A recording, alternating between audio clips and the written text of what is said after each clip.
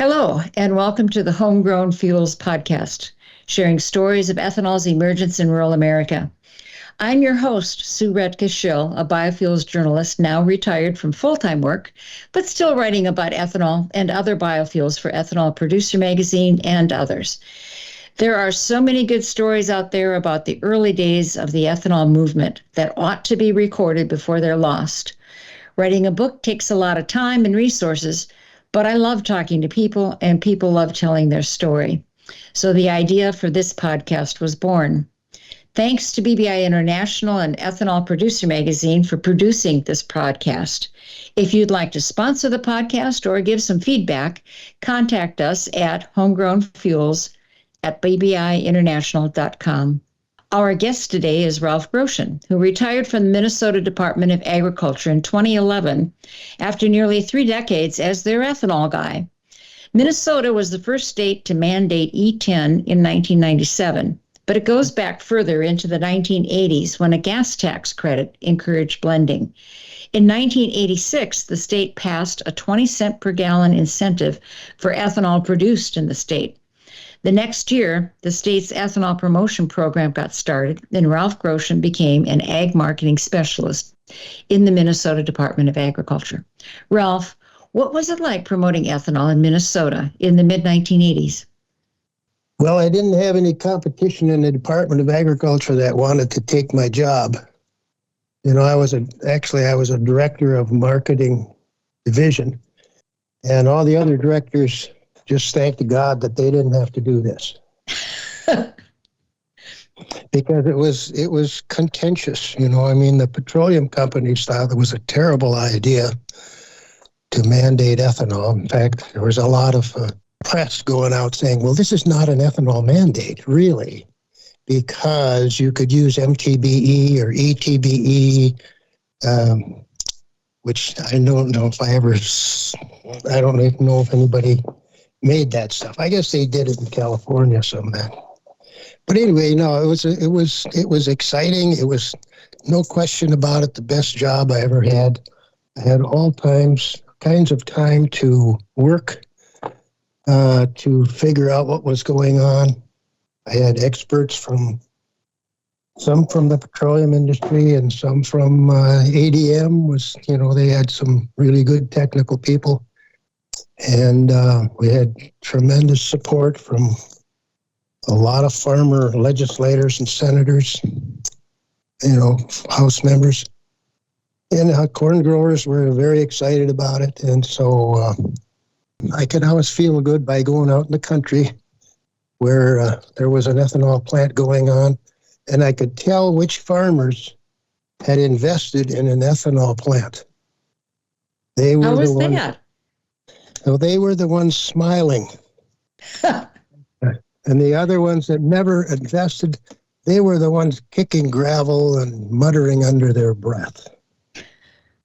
Because the farmers made really good money. I mean, 10, 20, 30, 40 cents a bushel added to the value of their crop by buying stock in the ethanol plant.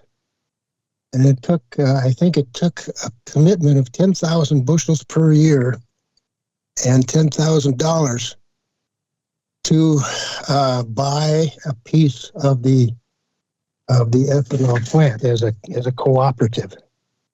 Okay. That was a kind of what it was for most of those cooperative ethanol plants that got their start in the mid-1990s, huh? Yeah. Okay. And it was good. It was a good time. A lot of farmers were skeptical, but I mean, the banks at the time when we started up, they didn't want anything to do with loaning money for an ethanol plant, unless and until the farmers had come up with 50% of the total needed to build a plant. So if the farmers came up with half the money, the banks would loan them the rest of it.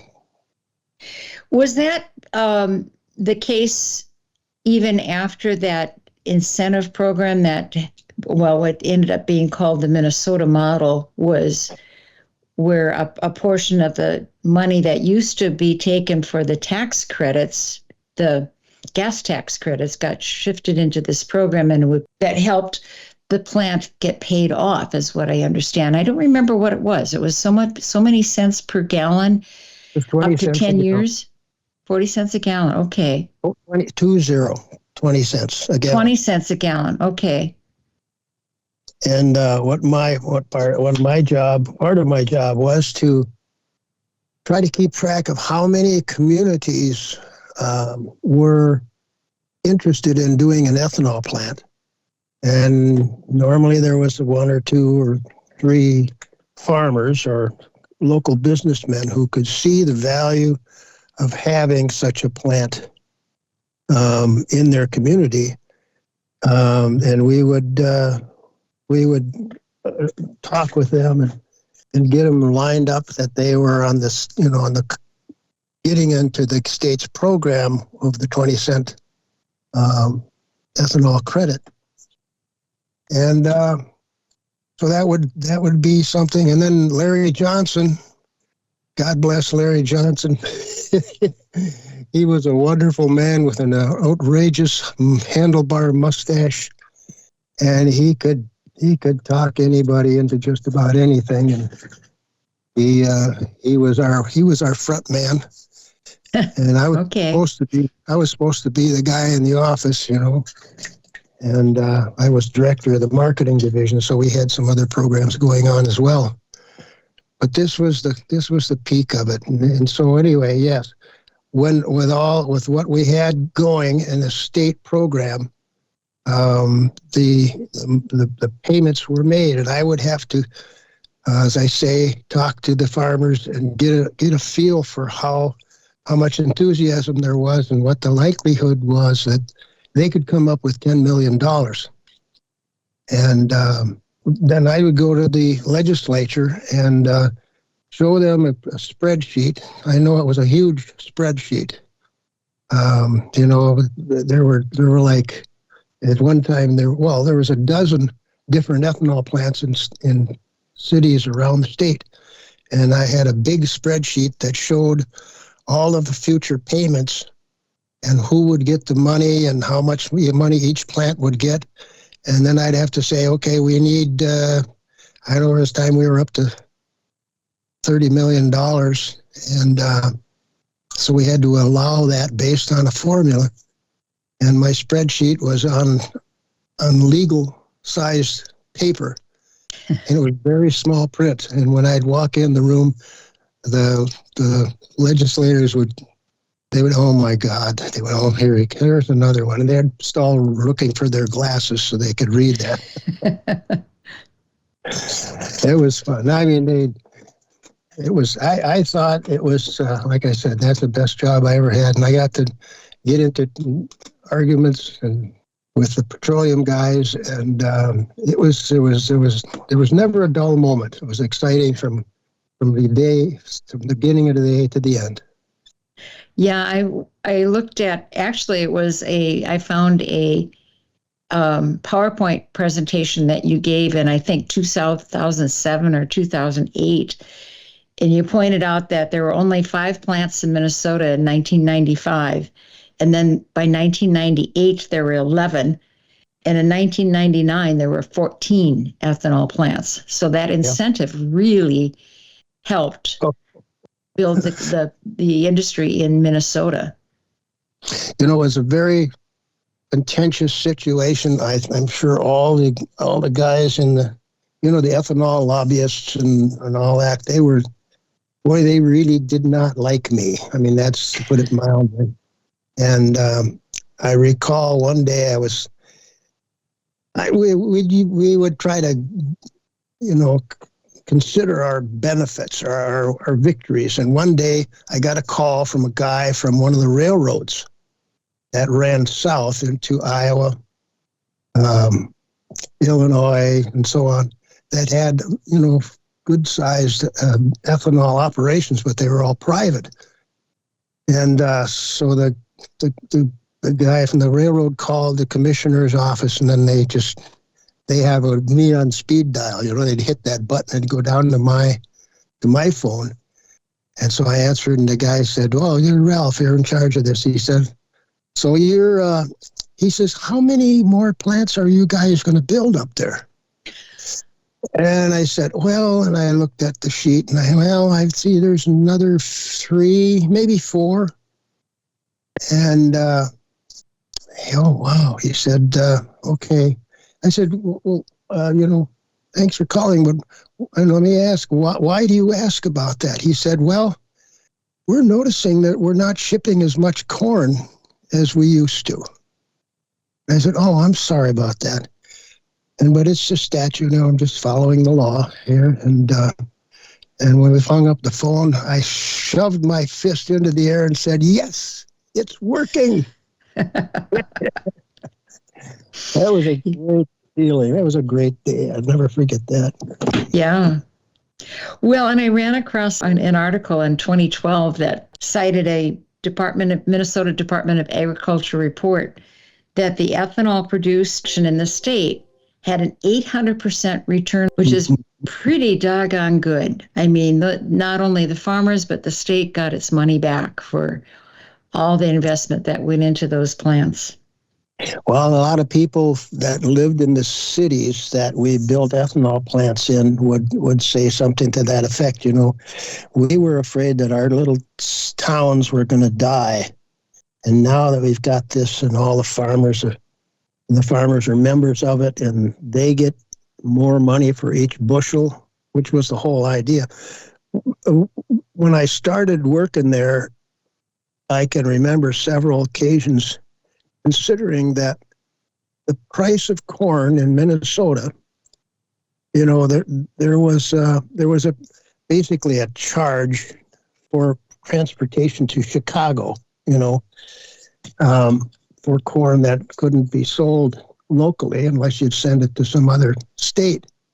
And we added value to those bushels, and then the bushels left the state as ethanol, or as distiller's grain, or other dry mill products, and that gave us a lot of payback. And so a lot of people felt their towns were saved by the incorporation of this farmer-owned co-op into their town. Yeah. Yeah. You mentioned Larry Johnson a while ago. Larry was he was called the ethanol answer man? Can you share any insight on what Larry did? I mean, you said he was, well, I remember meeting him, and his great handlebar mustache was his signature by all means. But it sounds like he was a great promoter. What sorts of things did Larry do? Well, he went to a lot of co-op startup meetings and would talk about what the benefits could be, and what other plants have done, and what other people from other towns have said about it. He was a tremendous writer. So we had some little brochures about, here, can you use ethanol? Can I use ethanol in my snowmobile? That kind of stuff. And I've got some copies of those little pamphlets, and Larry he was a great communicator, an excellent writer, and his grammar put mine to shame. He was really talented in that way. Whenever we went to Washington, D.C., Larry would be there, and everybody knew he was there because of his voice. And jeepers, I mean, he'd have ladies coming up and sitting in his lap, and he was the man. I'll tell you what. He was a character. Oh, well, you also knew Merle Anderson, didn't? Or not Merle? Is it Anderson? Do I have that name right? Merle Anderson, right? Yeah. From Climax, Minnesota. From Climax. Well, and he never grew any corn, but I understand he was a great ethanol advocate, and he was instrumental in getting the American Coalition for Ethanol started. So what can you tell us about Merle, since he's passed and can't tell his stories? Well, he was a wonderful guy. I mean, we spent a lot of time on the phone talking about this and that, and starting that group. And he he gave me hell one time because he was, if everything had to do with ethanol, he was all for it. And I'm not just talking about scotch or gin or vodka. I'm talking about fuel ethanol. He just loved that whole idea, and he knew the benefits that it would have for the state. And they started talking about E85, and I had my plate full with E10. I thought that is the biggest thing, and it's still really the biggest thing. I suppose E85 has a lot of potential if there's enough um, cars built for the use of E85. I think my truck would be able to use E85 too. But he gave me hell for not being supportive enough of that. And he didn't mince words. So he was a wonderful guy. Okay. Oh, yeah, I'll remember one, what was it, Minnesota, what did you call it? The organization that he The started? American Coalition for Ethanol? Right, right. I went to one of their meetings, and that was a coalition. Yeah, they called it ACE, American Coalition for Ethanol. Anyway, at one of the meetings, it was time to roast Merle, and one of the guys said, he said, Merle likes to come down to the Twin Cities. It's kind of a dangerous place, he said. One day he was in the Mall of America, and he said they lost power. And poor Merle was trapped on the escalator for 3 hours before he could get off. On the escalator. I mean, Yeah. that was fun. Those were heady days. So it's a Yeah. lot of Yeah. fun and a lot of memories. And now I'm cloistered out here in Stillwater, Minnesota, loving every minute of it. I've got a wood shop upstairs, and I drive school bus. I've just finished my 11th year driving a school bus, Oh, okay. and I just am loving life right now. Yeah, that's good. So you were I had to look up, you mentioned an ethanol plant, the first ethanol plant in Marshall, Minnesota. And Yeah, it piqued my curiosity because I thought that was an ADM plant. Well, then I looked up and found out that the Minnesota Corn Processors was a farmer cooperative that started that plant, and it was in the late 1980s that they built that plant. yeah, that was in Um, that was not just a little dry mill. That was a wet mill. They made distiller's grain, or no, they made high fructose corn syrup, industrial starch, ethanol, of course, carbon dioxide. It was a huge plant, and they decided that they would add ethanol, which was really helpful for the whole thing because that was a significant startup. And as time went on, I feel kind of mixed emotions about it, but somebody would take it over. And in that case, ADM took over this very strong farmer co-op plant. But ADM did their share. I mean, there's one of their technical guys. I spent time on the phone with him saying, somebody said this happened, and how could that be, and what could have caused that? And so that, and I used to have I bought a membership with a company um, north of Minneapolis, a big tank farm up there. And right near that tank farm, they had a group of people. This was a building with a whole bunch of desks and cubicles and libraries. And I got a membership to them, and I'd pay them on my contract with them so much a minute that I spent.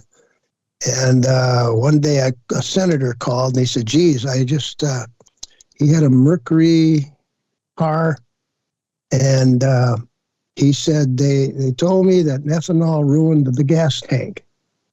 And that just was Steve Morris. He was a heavy hitter. He was really a powerful senator. and a farmer. And then I called this group and I said, what happened? Well, he said, well, was it this year? Yeah. And I said, it was a mercury and such. And they said, okay, I'll send you this. It was a bulletin that Ford, Mercury put out. And it related that somehow when they welded those gas tanks together, they used a flux that when the weather got warm, it would mess up the gasoline and interfere with the weld of the tank or something like that. So it was, there are things like that I had as the director of the marketing division. I had access to all these resources. So it was a lot of fun just keeping up to, and then going back and testifying at a Senate hearing. So yeah. So yeah, ethanol would get blamed for everything, and in that case, it wasn't the ethanol problem at all. It was the faulty welding on the tank. Right. Yeah. So it was a lot of fun. I mean, I spent hours there. I would leave. One time we had an ice storm, and my wife called and said, "Don't come home now because there's cars all over the ditch," And so it was freezing rain, and so I worked until 1 or 2 o'clock, and I came home, and things were better. And I tried to make it up the driveway. We have a steep driveway about 180 feet long, and I started up, and I just I lost traction and slid back to the highway. So I parked on the edge of the road there on the boulevard, and I couldn't get up. I mean, I worked very late hours because I was always working on my computer spreadsheets or trying to solve problems. It was fun. It was a lot of fun. So was it hard to get the support in the state legislature to support ethanol to this degree? I mean, or was Minnesota unusual in that the number of that the legislator was actually pretty positive behind ethanol? Do you remember that? Absolutely. Jim Nichols he was the commissioner of agriculture when I started there. And he was the guy, he and some of his buddies in the Senate were the ones that put together, I can't remember that. I would know, if I could wake up at 2 o'clock in the morning and say, oh, that was his name. And I would call you right away and give you the name. was that Dave Frederickson, possibly? Dave, yes. Dave was, he was the guy that actually got the bill through the Senate.